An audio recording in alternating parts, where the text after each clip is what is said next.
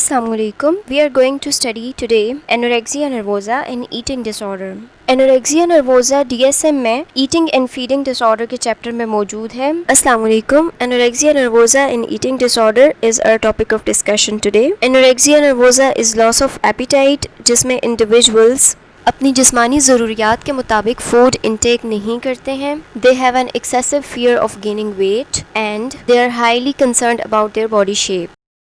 ज़्यादातर ख़वातीन ही अपने वज़न के बारे में बड़ी कॉन्शियस होती हैं, मोटापे से घबराती हैं और दुबला पतला रहने की कोशिश करती रहती हैं। एक नॉर्मल हद तक ब्यूटी कॉन्शियस होना तो ठीक है, लेकिन जब ये आदत इस हद तक बढ़ जाए कि आपकी नॉर्मल लाइफ फंक्शनिंग डिस्टर्ब होने लग जाए तो ये प्रॉब्लमैटिक हो सकता है। तो एनोरेक्सिया की प्रिवेलेंस रेट से पता चलता है कि ख़वातीन में यानी फीमेल्स में एनोरेक्सिया ज़्यादा पाया जाता है और मेल्स में एनोरेक्सिया कम पाया जाता है। Females to males ratio of anorexia is 10:1। Females suffer 9 times more than males from anorexia.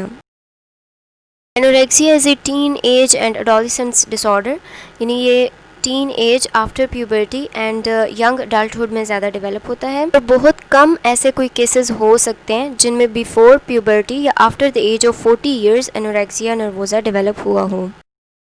And then we have some diagnostic markers. Diagnostic marker means different tests and physical signs or symptoms that lead to the diagnosis of disorder. So in ECG, electrocardiography of anorexic patients, sinus bradycardia is observed. Sinus bradycardia means low heart rate at a regular rhythm. यानी anorexia के patients के दिल की धड़कन normal लोगों के मुकाबले में कम हो जाती है। इसी तरह एनोरेक्सिया के पेशेंट्स की ब्लड सीरम केमिस्ट्री में increased electrolytes, high levels of urea nitrogen भी मिलते हैं। That leads to dehydration. इसके अलावा उनकी बॉडी में और उनके ब्लड में माइक्रोन्यूट्रिएंट्स की कमी हो जाती है। एक hypomagnesia, hypophosphatemia, hypozincemia means low levels of magnesium, phosphate and zinc. And hypercholesterolemia is indication of increased levels of cholesterol in blood.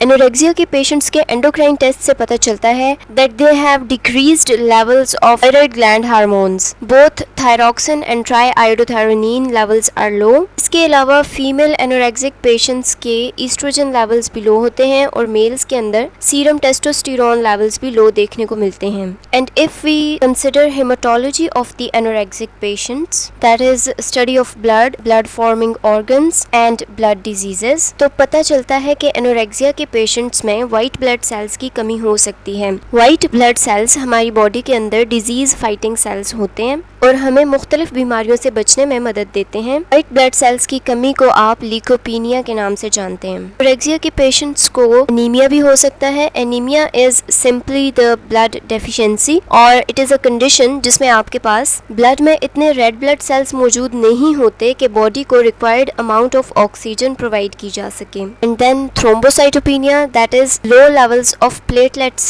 in the blood.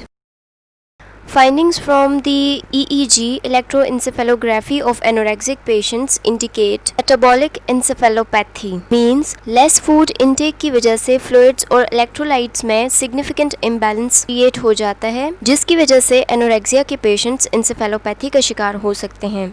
It means change in brain functioning because of any change in the body and it leads to confusion and decreased mental capabilities. और अगर bone mass की बात की जाए तो anorexia के patients में लो calcium levels की वजह से हड्डियां कमजोर हो जाती हैं, उनके टूटने का खतरा बढ़ जाता है। नॉर्मली 35 years ऑफ एज तक आपकी बोन डेंसिटी इंक्रीज करती रहती है, लेकिन एनोरेक्सिया के पेशेंट्स में बोन डेंसिटी इंक्रीज नहीं करेगी बल्कि उनकी बोन्स वीक हो जाएंगी, बोन मास डिक्रीज होता जाएगा और वो ओस्टियोपीनिया और ओस्टियोपोरोसिस का शिकार हो सकते हैं। जब आप आरामदेह हालत में होते हैं और कोई भी काम नहीं कर रहे होते, उस सिचुएशन में भी आपकी बॉडी थोड़ी बहुत एनर्जी स्पेंड कर रही होती है, जिसको आप रेस्टिंग एनर्जी एक्सपेंडिचर कहते हैं। एनोरेक्सिया के पेशेंट्स में रेस्टिंग एनर्जी एक्सपेंडिचर भी बहुत लो हो जाता है और वो लो इसलिए होता है because their energy intake is low, so their energy output is also low. बाकी जो फिजिकल साइंस एंड सिम्टम्स हैं उनमें आपके पास आ जाता है एमेनोरिया, वेट लॉस, कॉन्स्टिपेशन, मतलब वजन कम हो जाता है, कब्ज की शिकायत रहती है, पेट में दर्द रहता है, हर वक्त थकावट रहती है, सर्दी बर्दाश्त नहीं कर सकते। And emaciation is undue weight loss and weakness, मतलब ऐसे लोग जिनकी बॉडी में ना मसल्स बिल्कुल नहीं होते हैं, जैसे आप कहते हैं ना हड्डियों का ढांचा बन जाना, तो एनोरेक्सिया के पेशेंट्स बिल्कुल हड्डियों का ढांचा बन जाते हैं, उनपे गोश्त वोश्त कोई बाकी नहीं रहता। हार्ट बीट लो हो जाती है, बॉडी टेम्परेचर उनका लो रहता है, ब्लड प्रेशर भी लो रहता है, स्किन कलर में सिग्निफिकेंट चेंजेस देखने को मिलते हैं। एक्यूमोसिस एंड पेटेकियाई, ये दोनों आपकी स्किन कंडीशंस हैं। एनोरेक्सिया के पेशेंट्स की स्किन पे रेड कलर के स्पॉट्स बनने लग जाते हैं। पेटेकियाई में वो स्किन के ऊपर बनने वाले स्पॉट्स इतने छोटे होते हैं जैसे बिल्कुल सुई के चुभने का निशान होता है, और एक्यूमोसिस में थोड़ा large size of red spots आपकी स्किन पे बनने लग जाता है। So these are all the tests and physical signs and symptoms that can lead to diagnosis of anorexia.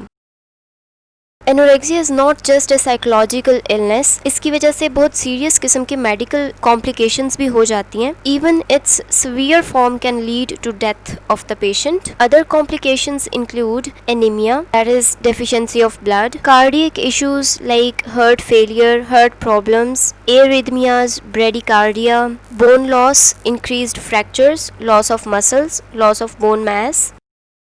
In males, decreased testosterone. In females, absence of the period or amenorrhea. Constipation, nausea, GIT problems, low levels of micronutrients, kidney problems, renal failures. Physical complications के साथ साथ anorexia के patients mental complications का शिकार भी हो सकते हैं, like they may suffer from depression, anxiety और other mood disorders. They may have altered personality traits, they may become obsessive, or they may start using alcohol, get involved in other substance abuses, they may get involved in other self-harm behaviors in addition to food intake and purging behaviors. They may have suicidal thoughts. So, anorexia is not as simple as it seems, and in its severest form, it can be fatal. You need to take care of your own mental health and of those around you. For more information, keep watching. Thank you so much.